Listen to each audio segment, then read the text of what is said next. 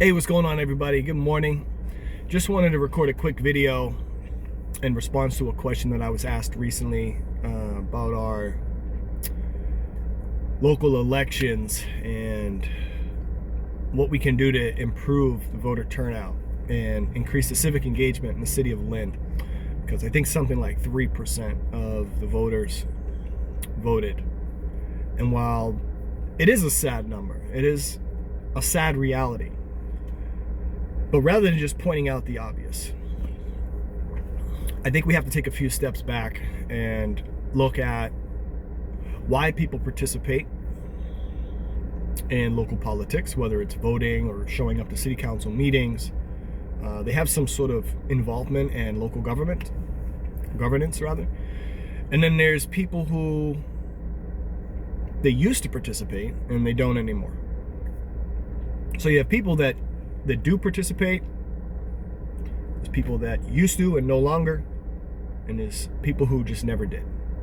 So if we look at those three dynamics, the people who are already participating, this is not a video for them. This isn't speaking to them. This is for the people that don't vote and don't participate in their city. First, I'll say, I understand. I get it. It's so disheartening to see how often and frequently people can contribute to a system that's turned on them, that's backfired on them, and has left them feeling without protection and without their rights being guaranteed. To continue participating in a system like that almost seems crazy. However, thanks to many great heroes that have shown us that democracy is the only way to create these changes, besides being radical. And to keep persisting in the democratic process and keep making your voice known and keep showing up and keep pushing the issues that matter to you, that makes sense too. So the question isn't should you participate or should you not participate, but to what extent? Because there are people that I know that they don't vote, but they volunteer. They participate in the park cleanups. They donate to charities. They just don't vote because they believe in one thing of contributing and volunteering and doing good. On the other hand, they just don't believe in voting for the person on the left or the person on the right that's not guaranteeing that your needs and your interests are going to be met. The advocacy of people in City Hall tends to seem restricted once they get in City Hall. Because the advocacy for a person running for office, whether it's mayor or city council, they're advocating for the people. And then they get in City Hall and they work with a new team. They're no longer working with the team, so it seems they got them into office. So now they have a new team.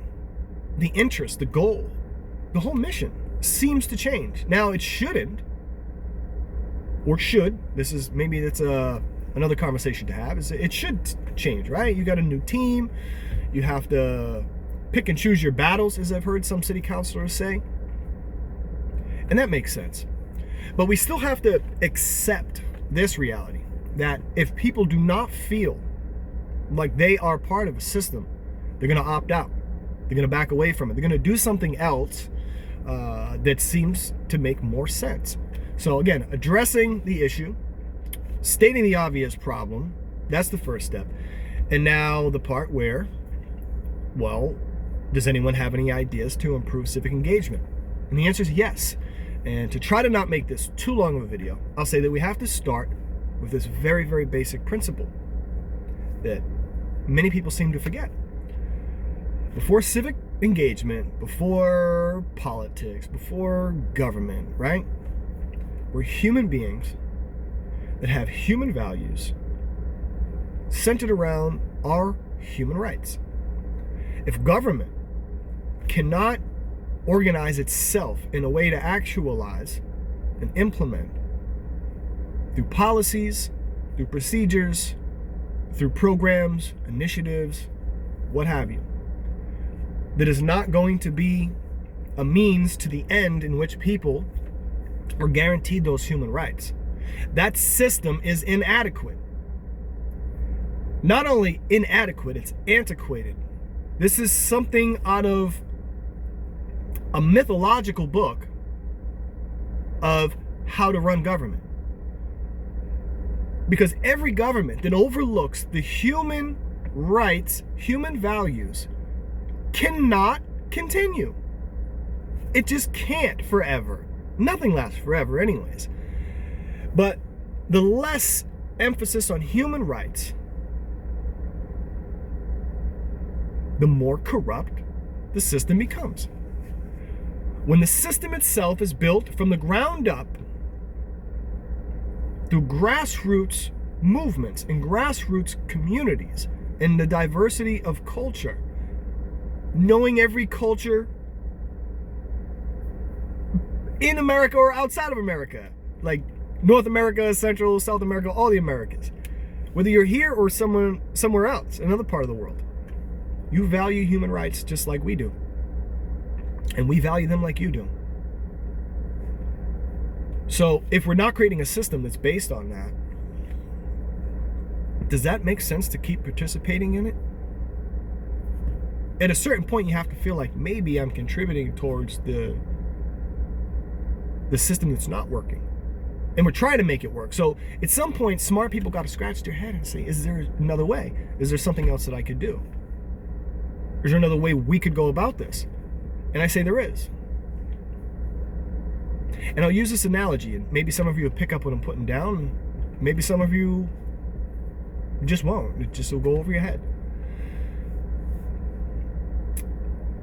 If a group of people are sitting down playing a board game, and it's just only so many players can play at a time, and when the game's over, there's more people ahead of you. You just can't seem to get a seat at the table.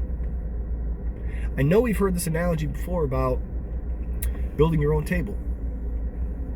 Well, that's the idea. Build your own table, create your own game, organize amongst yourselves, and create a new system. It's right in the Declaration of Independence that it's our human right to do that. So my idea is not centered around how do we increase civic engagement in our city for the current system. But my idea would be to create a new system centered around human rights, human values, right here in Lynn, Massachusetts. What a radical idea.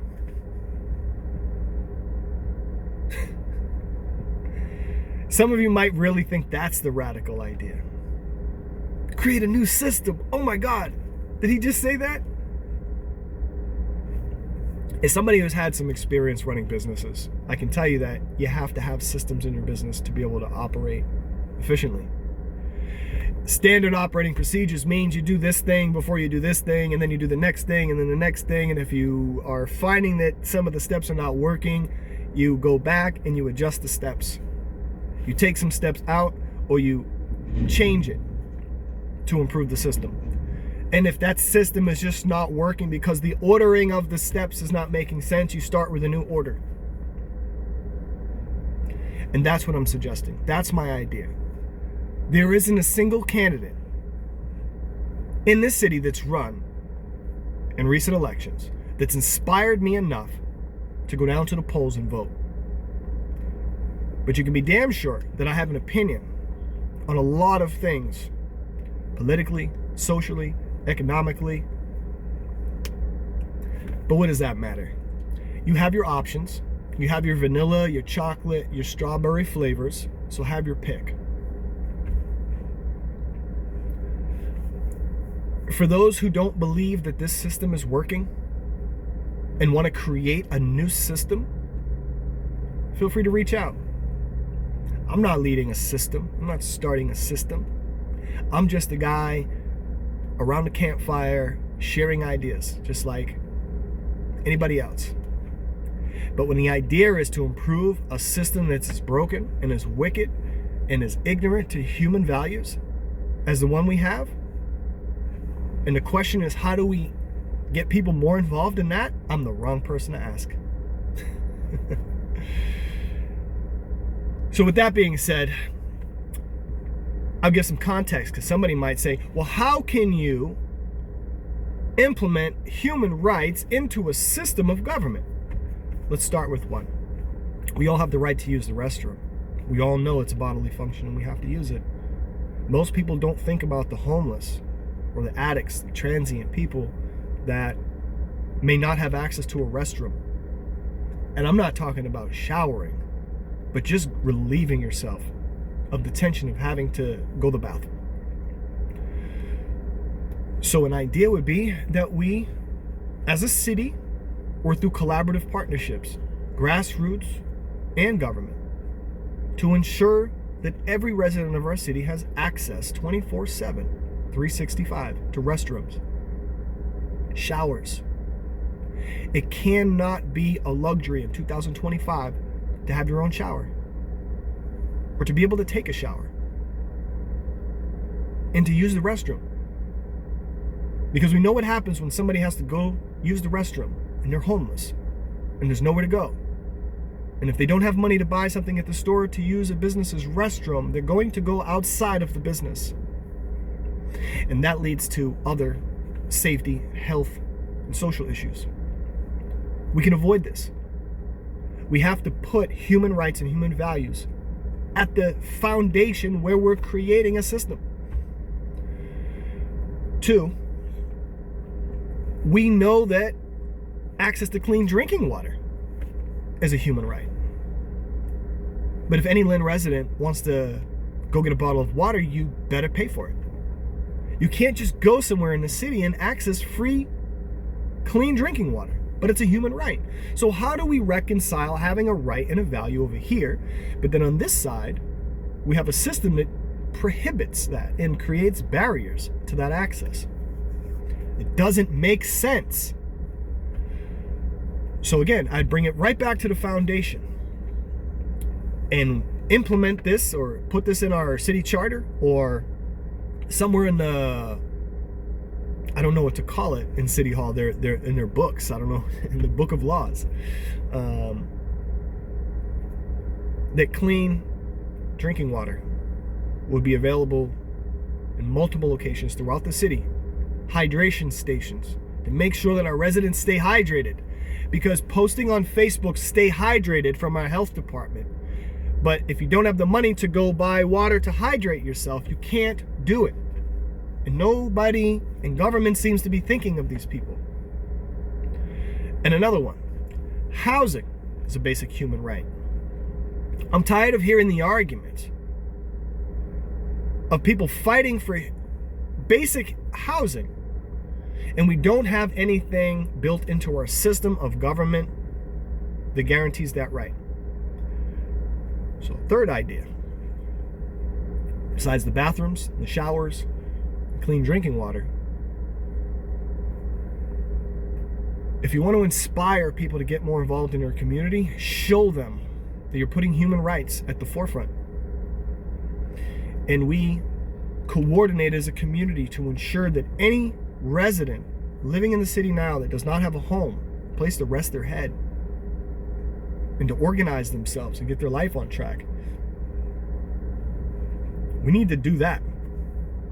Whether it's tiny home villages or giving tax breaks to developers to include some not affordable housing, as they've been calling it, adequate, safe, adequate, affordable housing. People just talking about it. And for decades, we still have several homeless people, a lot of the same people, sitting and standing in front of the homeless shelter with nowhere to go. No social activities in the city that they can access for free, especially in a lot of the clothes that they're wearing. People need to get cleaned up so they can contribute and be part of society. But for someone like me who sees that our city allows these things to continue, and there's no emphasis on changing our charter to reflect our human values, and then every system that flows from that thereafter is in alignment with those human rights. to not see that and you're asking me or anybody to participate in that process, that's not right. If it's right for you, I'm not judging. Play the game. At a certain point, some of us realize that this game, it's outdated. We need a new game, a new game plan, a new system that's built on the very foundation of our shared, in common human values. So, the simple answer is, how do we improve the civic engagement? Focus on the culture. A human first, human rights centered culture. I'm not talking culture that's the celebratory music and artistic and poetic type. I'm talking about the culture of caring for your fellow human being so much that you're willing to advocate for them and even against your government if you have to, in order that the necessities of life are available to humans. If we don't have something like that, I can't wrap my mind around continuing to participate in a system that's creating more barriers and more gaps to access those things. Most of us have concluded that we just need to get money, get financially free, and then we have influence. Then our voice is heard. Then our money can be the loudest voice in the room. We see this happen because that's the system that was built. So why don't people participate in that after it keeps hitting them over the head? Silly question. So with that being said, there's so much more to add on to this, and I really don't like making videos to just talk to the camera. Anybody that knows me knows that as much as I have passion and opinions to make this world and our communities better, centering them all around human rights, the truth is, this doesn't feel normal and natural like talking to a person. But if anything I'm saying here on video resonates, feel free to reach out.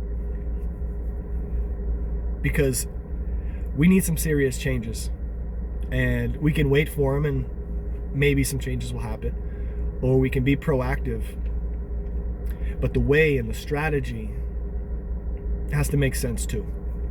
So with that being said, I hope the rest of you watching this take something positive from it. Maybe reevaluate the way you're going about things in your community. Or maybe I said something that motivated or encouraged you to take a step towards getting more involved in your community in a way that makes sense to you. That's my hope from this. Not that more people would just go out and vote. Because when people stop voting, the system itself is going to it's already started to collapse, but it's going to be more evident to people that it's collapsing. And it's like we can rehab this building that's falling apart, or while it's falling apart, we build something else over here. And then when people are naturally running out of one building, they're going to look for one that's more stable with a more solid foundation. So with that being said, I hope that ultimately the creator of the heavens and the earth and the world, our Heavenly Father, puts something in each of your hearts, in your mind, and in your spirit that moves you in such a way that is able to bring some more hope and inspiration to the people around you. That's what I hope. So this video has already gone on way longer than I was hoping to record it for.